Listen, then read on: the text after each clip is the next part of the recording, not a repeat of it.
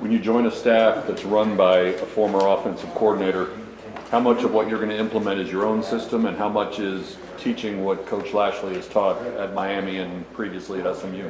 Well, in some way or other, it's always doing whatever the head coach wants. So it's going to be a combination of a lot of different things that we're doing, you know. And it's certainly he's had incredible success over the previous 10 years as being a coordinator here, longer than that, you know. And I've actually had the experience of working with him as a coordinator in his very, first Division I coordinator job at Arkansas State. So Coach Lashlee and I have known each other a very long time, and really excited. Obviously, what we did offensively 10 years ago looks very different than what we do now. I think it's got a little bit of a different bones than it did, but it's still got the same spirit. And so being able to do that and do the things that we want to do, excel at tempo, and live in that world, I'm just really excited that he gave me the opportunity to be here. Yeah, would you mind taking us through how this opportunity came about? Obviously, you've known him for a while. When you become state coach? Yeah, I think I'd like to think that this has been in the works since about 2009 when we were GAs together in the same little engine room there. But he and I have stayed in touch. Obviously, we're very good friends, and now obviously the opportunity to be a colleague of his is awesome. I got great respect for him and how he treats his family, how he treats his staff, how he just treats people in general. And people he knows, people he doesn't know. So that's obviously an enormous draw. I left a very good friend of mine at the University of Missouri. So it's, that's as good a guy that I've got in this business. I'm so thankful for what Coach Drink did for me and my family at that time. Obviously leaving the Southeastern Conference is a big deal. So that ought to be testament enough to tell you why I came, here and to be part of Coach Lashlee, is because I left something that was incredible in order to be a part of this, because I believe in him. And chronologically speaking, if that's what you're, he called me Sunday night after they played Duke, I believe, and we had played that Friday night, and said, hey, I'm going to give you a call here this week and just be anticipating. So I started recruiting pretty immediately there. I wasn't sure exactly what he was thinking at the time. I know, during the course of the summer, it's always, hey, we're going to do this, and if this were to happen, then great. But you never know until it's like crunch time, and you got to make decisions for your family and your future. And this is his first opportunity to be a head coach. He's going to do a great job at it. And so, what does he really believe in? What is it that he's trying to accomplish? Where can he spend his money? There's a lot of different factors go into that outside of joking around as friends. And so when he did finally call me, so he kind of laid out the vision that he had, and it made a lot of sense to me. Obviously, like I said, I got nothing but great things to say about him and how I feel about him and his family and how they've treated me and my family, over the course of the years. And so he called me, and a little bit of a funny story. So he called me, I think Wednesday. He called me, we talked Monday and Tuesday, and it was kind of in the works. Wednesday, he calls me to formally offer me the job. He does. I took it.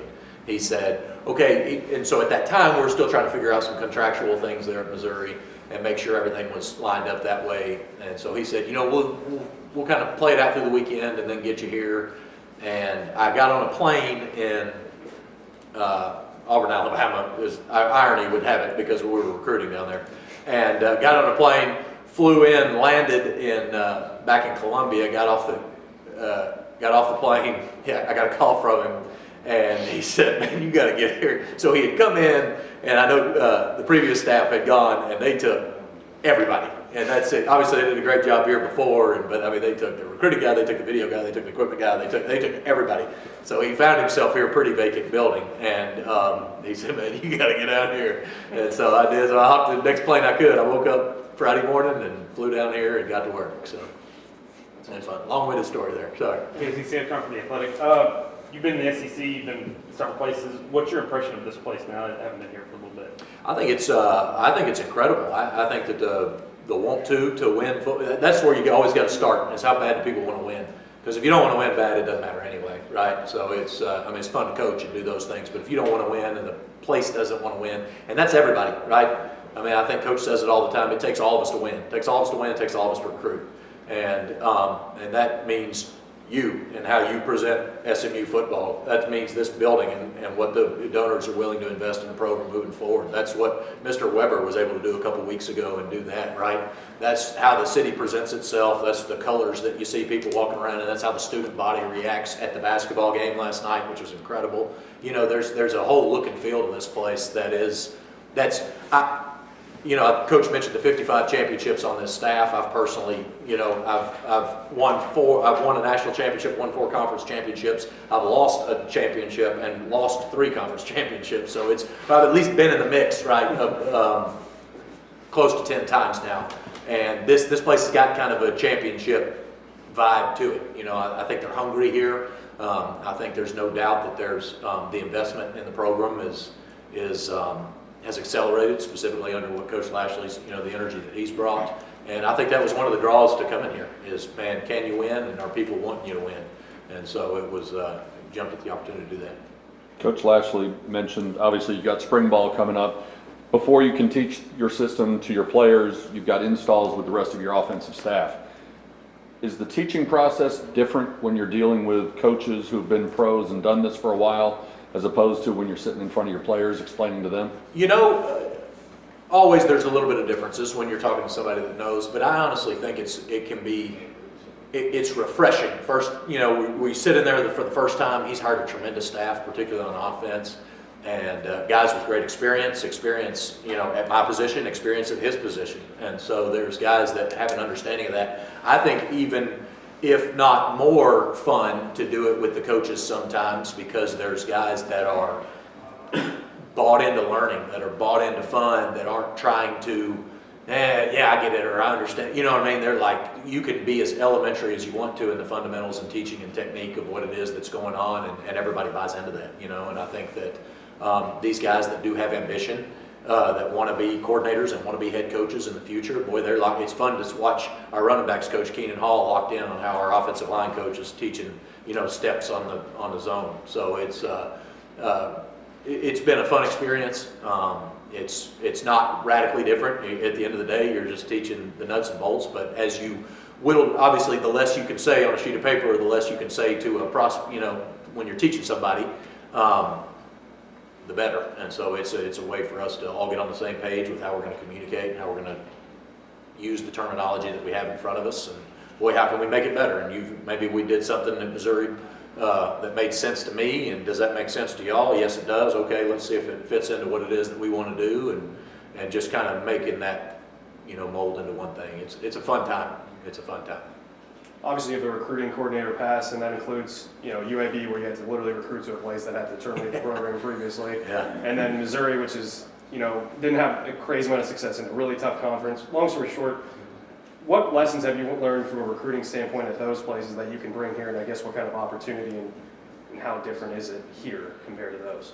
Well, first thing is Coach hired me to be the offensive coordinator, and so we've hired a great recruiting staff. And I think that I can be a great valuable tool and resource for them at all times.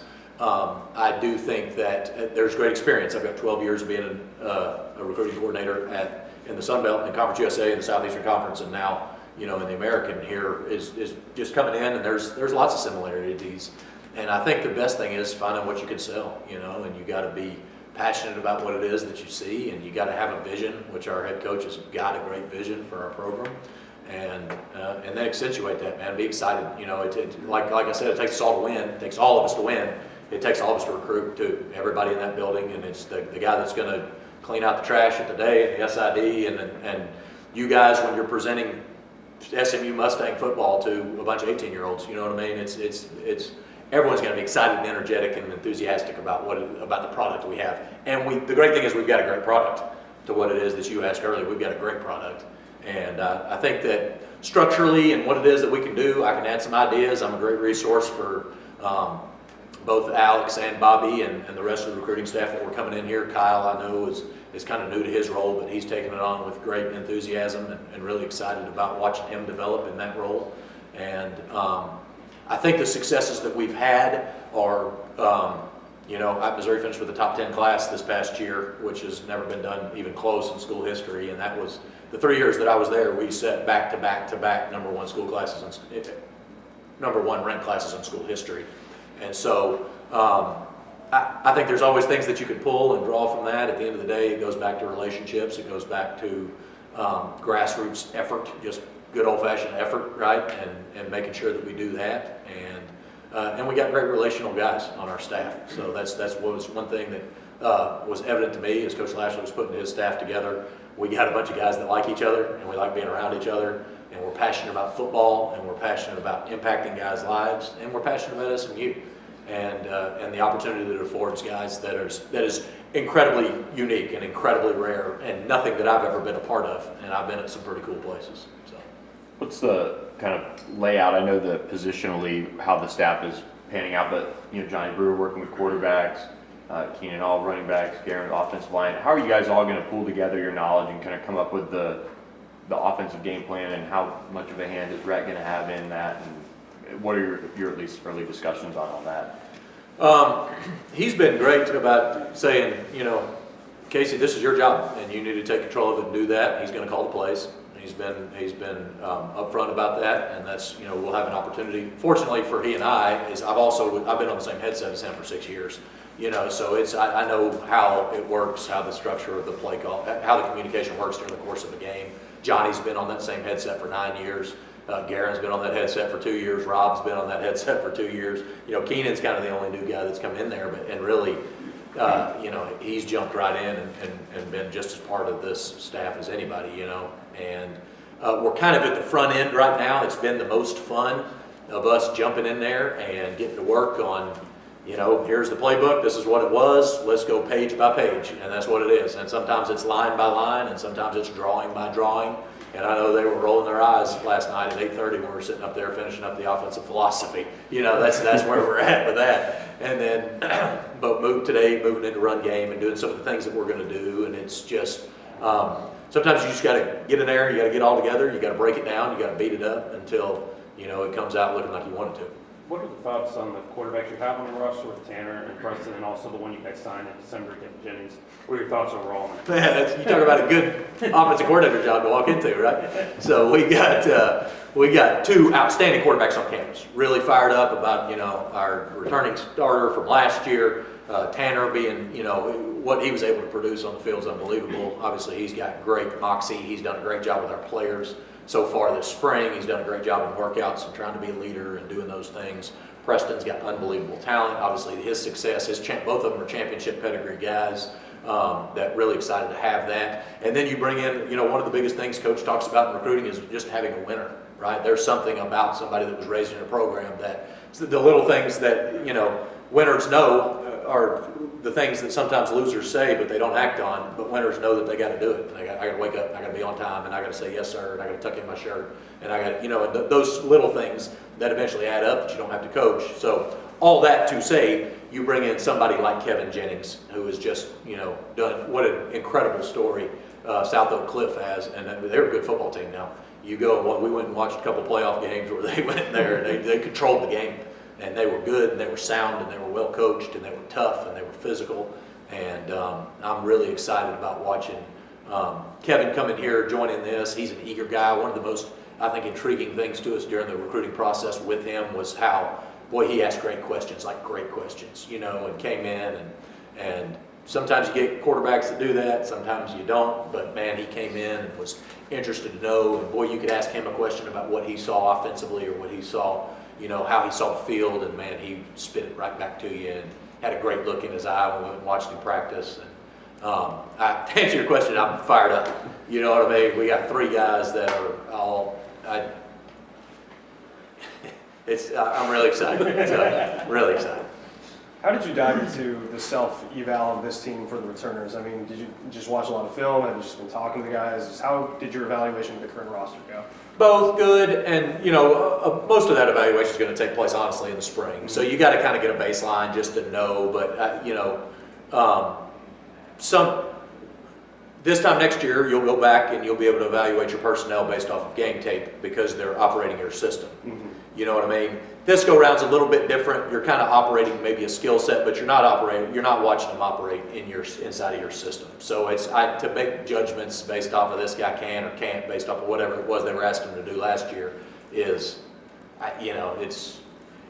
you can kind of see some athletic traits or something, or maybe this guy would be good at this skill set because of that, but, so we watched we've got cut-ups of everybody that is a returner from our team, but really that was kind of some of the first things that we did as we got hired, and that was more for the process of recruiting. All right, we feel like we got this X number of offensive linemen that can contribute. Let's make sure that we've got 4 more guys to recruit, or whatever that number was, at that time. So that. It was more based off of recruiting needs than it was, all right, where do we go from here? You got time for one more if you have it? Does your time as tight ends coach at Missouri mean that your system now will rely a little more heavily on tight ends than it might have? Heck without yes! Heck yes! 13 personnel coming at you, Coach Simons. I love tight ends.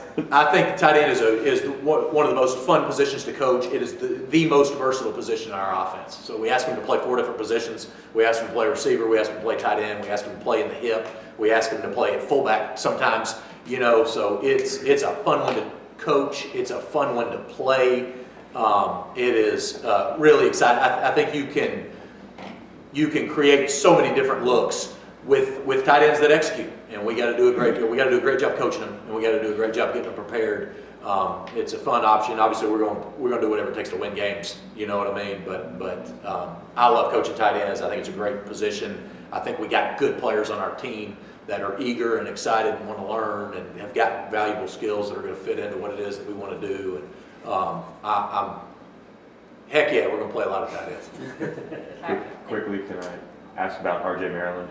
You guys signing him out of South Lake Carroll, really talented guy. Really excited about RJ. So RJ's got a skill set. We talk about in the recruiting process, we like to recruit 2 styles of tight end. We like to recruit maybe a guy that was raised in the box, and then teach him how to play on the perimeter. And then we like to get a guy that was raised on the perimeter and then teach him how to play in the box. And I think RJ's kind of one of those rare guys has experience in both. That's really not in today's high school football. That's just not, you don't see that a ton.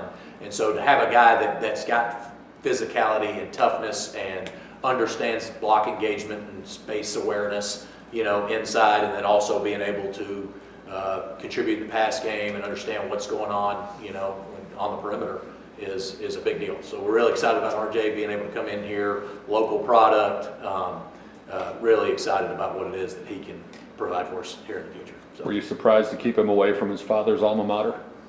Man, that was our first call. We wrestled him away as quick as we could. So it was good. It was great. His dad is obviously an impressive man, but he's raised an impressive son. And so we're really excited about getting RJ here on our campus and getting him to work so he can make his own legacy.